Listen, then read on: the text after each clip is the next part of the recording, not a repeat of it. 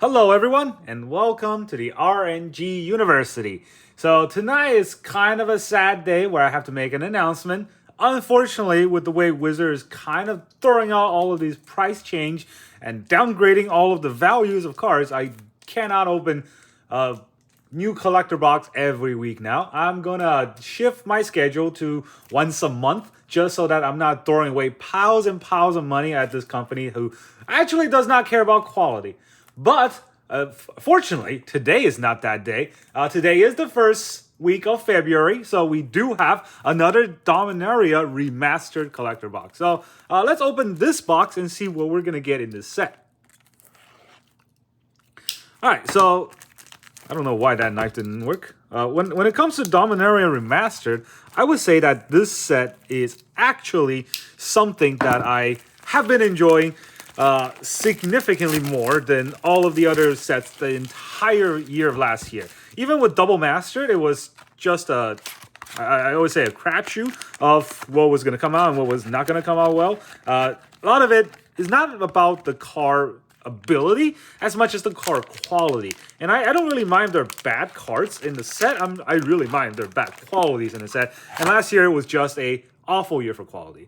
When it comes to the Dominaria Remastered Collector boosters, though, the quality was actually decent. I don't want to say it's brilliant, but you know, I've seen brilliant cards in olden days when they had the star foils, the retro rares. They're all so beautiful. But nowadays, with the new boxes, the new booster packs, they're not that. I can say they're not that. But with the Dominaria Remaster, however, it's a little bit of that flavor still thrown back in. So let's begin with this first pack. We got an elephant. All right. We got the Stroke of Genius. Draw X card. Talk about a Draw X card. That's a cool card. Entomb. That's a beautiful, beautiful art. Borderless. Retro. Borderless. I'm going to retro, borderless. I'm going to put the mythics down here. This is a retro mythic, the Gauntlet of Power. The only mythic that I don't really like from the last sets that I pulled, but we got another one. It's not, I don't want to say it's bad. It's just kind of a Timmy Commander card. All right, so Sulfuric Vortex, on the other hand, this is basically a card I've never seen play outside of when I first started Magic, when I think it was an Onslaught and Scourge, where I thought this card was insane when I first started playing. It was like, oh, you can't gain life? Your opponent can't gain life? That would be crazy. But yeah, you know, it's actually not that great. And then we got Chain Lightning. Chain Lightning is great. This is a balls to the walls card that deals 3 damage, and then the opponent or the player of the target gets to pay 2 and then recast. This is crazy stuff. I'm gonna put the foil rare, or not foil rare, the retro foil non-rare here, just so that it blocks the faces and doesn't hurt the camera too much. Empty the Horn, Frantic Search. Those are fun cards. And in Forest, these lands are actually worth something. You know, not surprised. We got a bunch of random common cards we don't really care about. Another Chain Lightning is pretty cool. A Peregrine Drake is pretty cool, but I don't think they're gonna see that much value since all the reprints kind of, you can see that they come in every pack, right? If they come in every pack, they're not worth anything. All right, that's pack number 1. We got 1 mythic, and we got an Entomb, so that's pretty good. Again, like I said, I don't really care. I do like to have higher values, but I don't really care if the value isn't there in a pack. It's really just about the quality, right? I want the cards that I get to have high quality, and I don't really like too many variants. I think everyone's been talking about that. Too many variants isn't fun. We got Lieutenant Qatar, Mystical Tutor. The Qatar guy doesn't really do much. Mystical Tutor is cool. Ooh, Force of Will! All right, this is the first time I've ever pulled a Force of Will out of a booster pack. So yeah, that's you know, a mark for the century here. Retro mythic, awesome card. Pirate Zombie, Chainer's Edict. This is just a regular rare, and then Chainer's Edict is a retro foil. Tormo's Crib. Back in the days, I remember everyone had to run one of these in their janky decks that we would play back in high school, and basically just exile your opponent's graveyard so that yeah, they don't have those crazy graveyard synergies. And back in the day, crazy graveyard synergies were like Zombify and Animate Dead, and that was fun times. All right, Lowell, prevent all combat damage, basically fog, and then we got a mountain. Bunch of commons and uncommons that we don't really care about too much.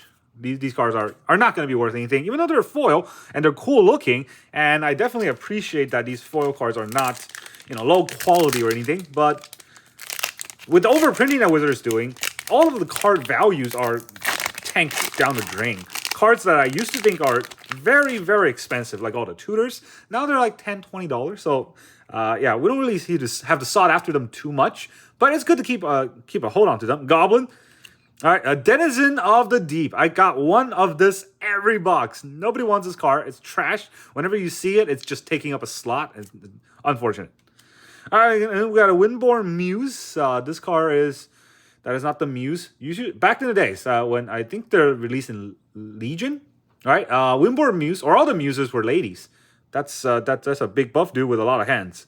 Unless that's the Muse. I don't think so. Anyways, Phantom Nishoba. Something really funny or wonky about these cards is that the retro foil looks pretty cool, but the non-foil, they do not look retro. This version just kind of looks funky, It feels weird. It feels like it's not a foil card. This is retro. Where do I put the retros? Here. All right. So then we have Glory. That's just a rare.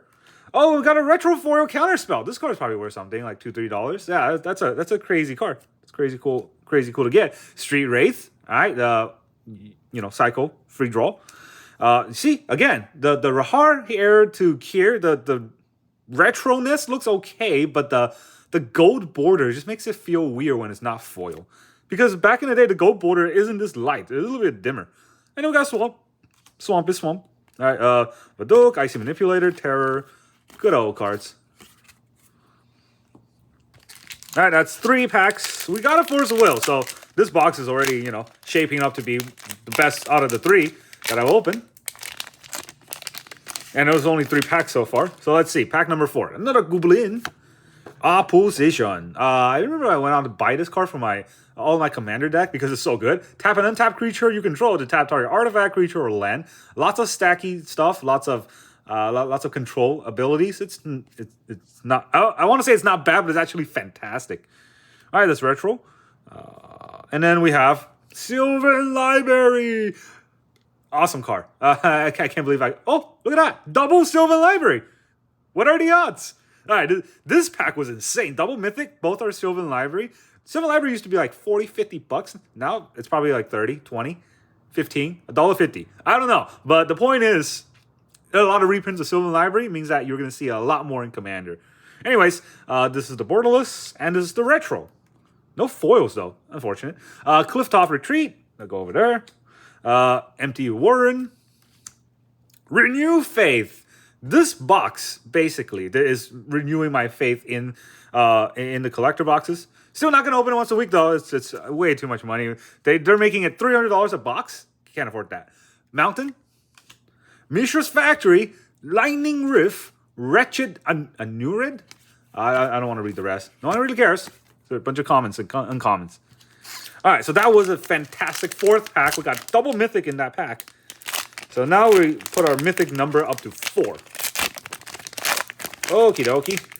And these packs are actually very, very easy to open. I really like this. Unlike the Kamigawa ones.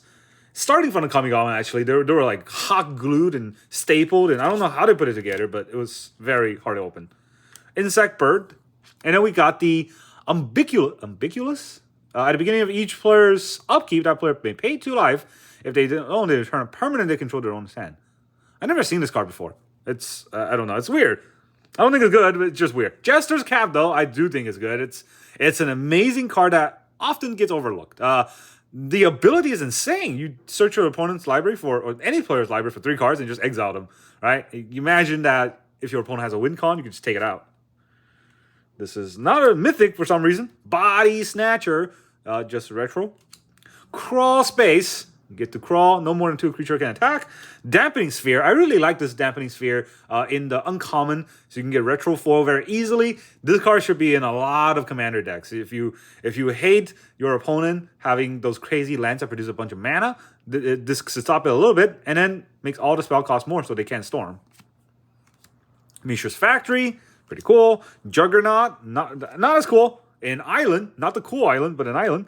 Magpie, Dark Withering, a bunch of other common stuff. There we go. All right, that is pack number 5.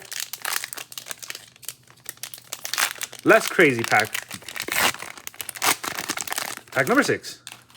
We got Goblin and Cat. Oh, and another Overmaster. I got a lot of Overmasters from the last few boxes. I'm not complaining. I don't think this is a bad card. It's overlooked because it just says you can't counter a spell, or the next spell can be countered, which isn't much, right?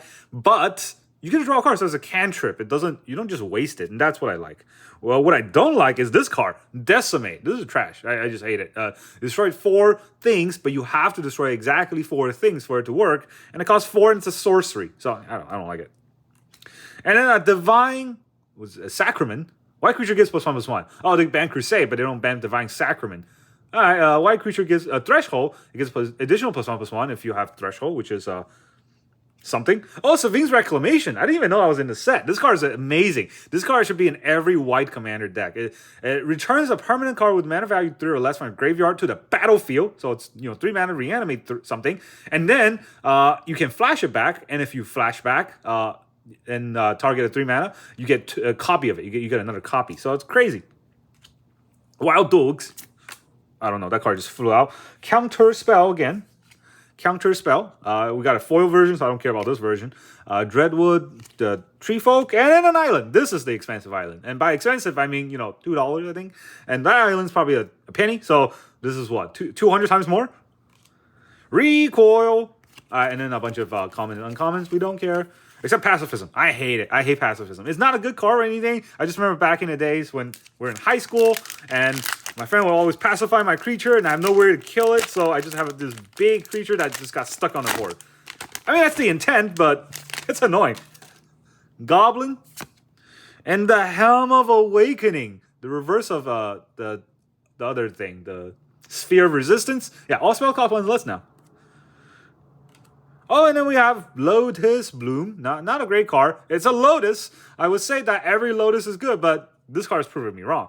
All right, it's 2 mana for a Lotus. And then at the beginning of your upkeep, you put a petal counter on it, and you can sack Lotus Bloom to...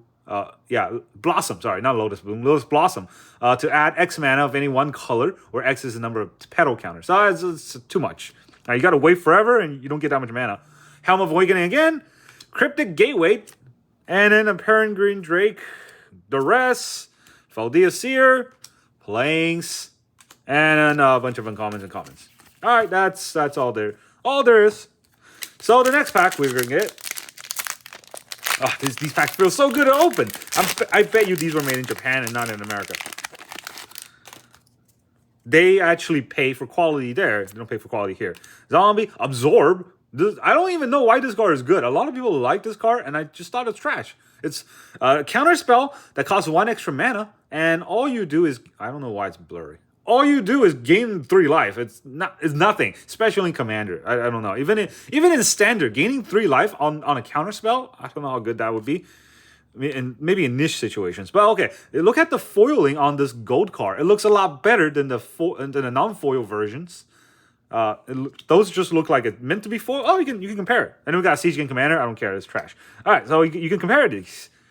One is so much, glistening. I mean, it is foil for sure, but this card looks like it's a real card. But this card looks like I got it off a printer press. That is the value we're gonna get. Overmaster, the Dromul's Crusade, Quicksilver Dagger, and a Momentary Blink. That's a cool card. These planes are cool. I really like this plane because the art is so badass. It's got like a tree in the background, some storm clouds, but it's still flat, so it's at least a plane. That's, flavor-wise, is correct. Sarah Angel, good old cards back in the days, and then a bunch of cards that we don't care about. Okay, so I think what's happening that's making the camera blurry is this cat here. Oh, no, there's this cat. All right, so no more cats. Goblin, Oversoul Cemetery. It's okay. I don't think it's great because it's borderless, not retro foil. And at the beginning of your upkeep, if you have 4 creatures in your graveyard, you can return 1 at random, I think. No, you can pick 1 in return. So it's pretty good, but Not fantastic, because when it comes to Graveyard Synergy, they're way crazier cards. Maze of Ith, just said, stop an attacker. Vexing Sphinx. I remember back in the days I thought about why this card was good. I still can't figure it out. Cumulative Upkeep, you discard a card, you put a snow counter or age counter, and then when it dies, you just draw a card for each age counter. I guess you can proliferate it, but even then, you gotta have at least one age counter on it for it to proliferate, and by then, you're discarding too many cards. And I think the way the Cumulative Upkeep works is that if you can't, you sacrifice it, right? Oh, unless you pay. Okay, that's better than if you can't, because you get a choice. Gemstone Mine, that's a cool card. White Ming Lion, Peregrine Drake, and then Invigorating Bloom. And then a Forest. And then Nature's Lore. That's a cool card, even though it's uncommon and it's not retro or anything. Yeah, this card is running in every Green Commander deck, so you definitely should look out for these. Don't just throw them away. And a Grape Shot. Grape Shots are cool for, Storm decks, Spellslinger decks, all of those kind of stuff. All right, we kind of didn't hit anything after the two Sylvans, which is weird. But, Wizard makes sure that we don't hit too much value. Cryptic Gateway. This is like the same packs, just orders are in reverse. Cryptic Gateway, Helm of Awakening, again. Sulfur Fall. This is retro. And then a Sapling Symbiosis. And an Ornithopter. I don't even know why Ornithopter is in the set. Wasn't it just in Brothers War? White Ming Lion, Wild Growth. Another cool looking island. And then we got the Flash Reaver, the bunch of commons that no one really cares about. And there it is. All right, 2 more packs. Unbelievable. We got 4 mythics in this whole set. And one of the mythics is a Gauntlet of Power. This is why I stopped opening boxes. All right, Goblin. Good. This is not the correct position. There it is. A Gamble. This is a gamble. This whole box opening is a gamble. And then we got an Absorb. I should never badmouth cards. Every time I badmouth cards, Wizards dump a bunch in my hand, and I don't know what to do with it. All right, Mind Slicer. I don't know what that does. World Tutor. Oh, I know what it does. I don't know if it's good or not anymore. Swords of Plowshare is good, but hey, you know what? People have a billion of these. It's in every starter deck now. Mesa Enchantress. Okay. Overnice. Planes, cool looking planes. I also cannot talk good about any card, or I'll get a bunch of those too. Hey, I love Force of Will. Give me a bunch of those. Tatiova, High Tide, and a bunch of other cards that I don't think people care about. High Tide's cool, but everyone has a bunch now because of the reprint. And Tatiova got dethroned by AC as the better land commander. So that was all the packs. Can you believe that? This is one last pack, and we didn't hit any mythics for like 10 packs in a row. All right, Zombie. And Tuco Shade, not a mythic. I don't even know what to say. You remember when in the beginning I was, bad-mouthing Gauntlet of Power, and they're like, you know what? You need another one.